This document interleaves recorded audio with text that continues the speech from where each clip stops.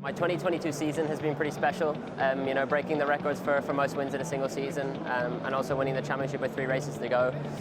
I think that's pretty unheard of with how competitive the grid was this year. I think the most memorable moment for me was probably Snetterton. I think at the time we won race 3 by 10 seconds, and I had the fastest lap by nearly a second. So, in a grid that was so competitive, and I think there was 3 F1 juniors on the grid this year as well. So, it shows that there was some really talented drivers on the grid. So I think to be able to achieve something like that is pretty special. I really enjoyed Thruxton. A really high-speed circuit, big curbs in the last chicane, which is cool. I think Thruxton provides really good racing as well. Especially from the exit of turn 4 to the last corner, it's full throttle. So in the reverse grid race, for example, it provided really good racing. So I'd say that was probably the most enjoyable one for me. Being presented with the trophy of the championship that you won is always a really nice feeling.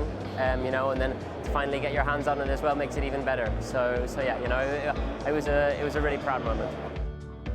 So in a couple of weeks in February, I'll be heading out to the Middle East, doing the Formula Regional Asian Championship in Dubai and Abu Dhabi. And then when we get back from there, I'll start testing GB3 in March, because the plan is to race GB3 this year. So I'll be doing F3 in the Middle East and then GB3 here in the UK. I think obviously the main goal is to win. I wouldn't say I go into it with the main focus of winning the championship. I think if you go in and you get good results and you do a good job and everything pieces together, then naturally the championship will come as well. But I think obviously the goal is to do the best I can. I think working with Hi-Tech has been really incredible. I think they've really helped me develop as a driver, which I think obviously has been shown in the results this year. I think working with Ollie, the owner of the team, Ollie Oakes, he's really helped me a lot. He kind of took me under his wing when I first joined the team in UAE, and then ever since then I felt like I feel quite a good relationship with everybody in the team. I feel it's obviously a very serious environment at times when you need to work, but at the same time, I feel like I can have a good laugh with everybody. It feels like I've known everybody for so long. So it's a really, it's a family environment, and they do a really good job. I think they're really helpful with their drivers, and they have a lot of facilities to accommodate their drivers as well. So yeah, working with Hi-Tech has been really good. Yeah, I think this year has really put me on the map. I think I've got noticed a lot more this year. Been approached a lot more. I think the results I got this year has kind of really kick-started everything, and yeah, hopefully we can get many more.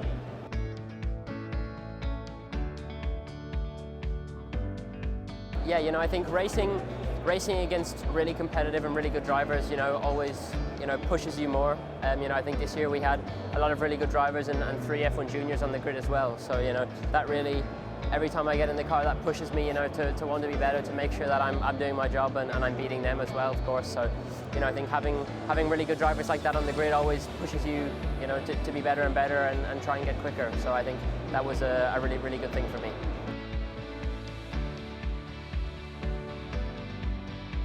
So, the plan is to do, obviously, like I said, this year GB3 and F3 in the Middle East. And then we'll have to wait and see what happens after that.